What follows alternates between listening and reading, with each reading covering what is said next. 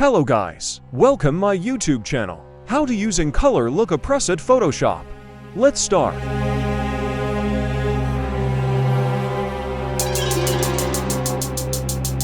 Preset download link for description. Double-click directly open Photoshop. Wait a minute. Directly open camera raw filter. Click the three dot. Copy edit settings. Close. Go to filter. Select camera raw filter. Wait a minute.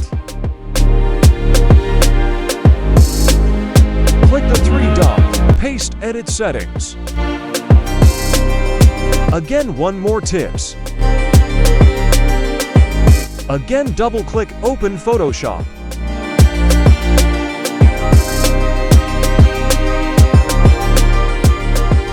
Click the three dot. Save settings. Save. I am already saved.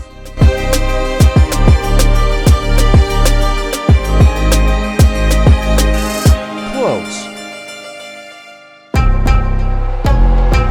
Go to filter. Select camera raw filter.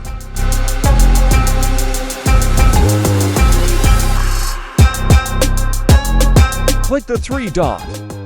Select load setting. You're already saved. Select click open. Thanks for watching video. Don't forget subscribe.